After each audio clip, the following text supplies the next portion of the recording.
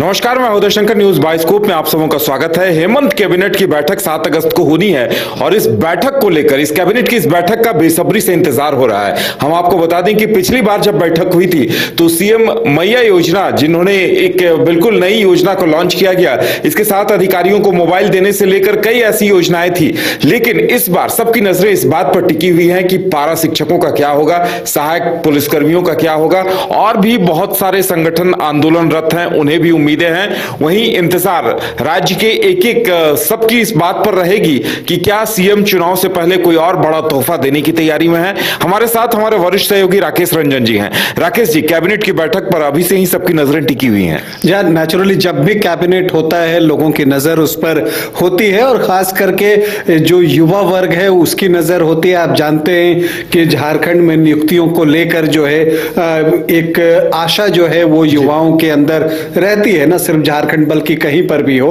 तो युवा चाहते हैं कि इससे रिलेटेड कुछ खबरें आए और नियुक्तियों की प्रक्रिया जो है उसमें तेजी लाई जाए। तो युवा इस नजरिए से देखेंगे, चूंकि जो बातें आई थी कि लगभग 35-40 हजार नियुक्तियां चुनाव से पहले की जानी है, तो उस पर एक नजर होगी युवाओं की कि और क्या कुछ इस कैबिनेट के जरिए किया जा सकता है।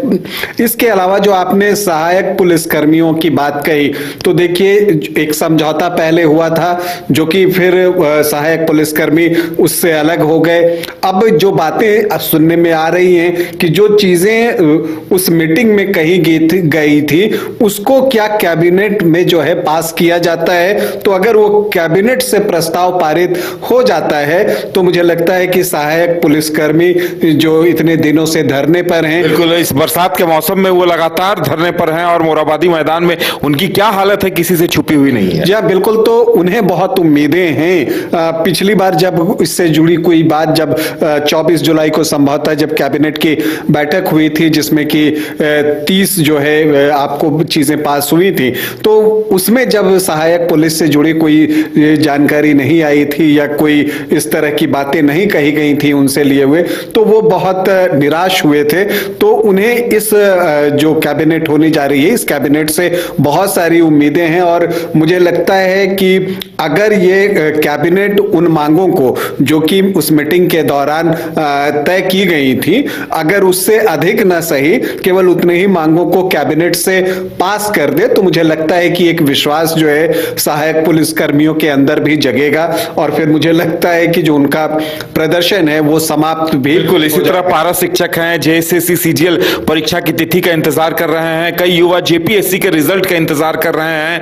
तो सबको बेसब्री से इंतजार है कि कहीं चुनाव की आचार संहिता, चुनाव का मौसम आए उससे पहले ये तमाम उम्मीदें पूरी हो जाए। जी बिल्कुल, और इसके अलावा देखिए मैया योजना जब से आपकी उसकी घोषणा हुई है, अब उस पर जो है काम भी चल रहा है, तो उसके बाद ये पहली कैबिनेट की बैठक है।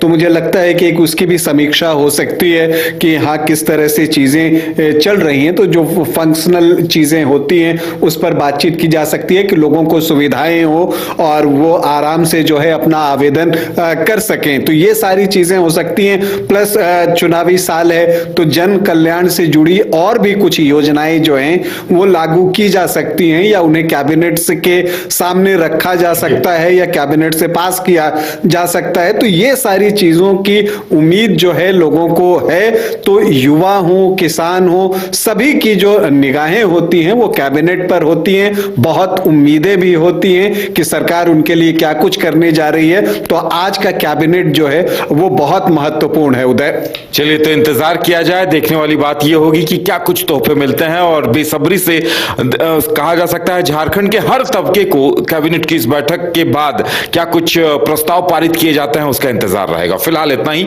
हमें दीजिए इजाजत और आप देखते रहिए न्यूज बाइस्कोप। नमस्कार।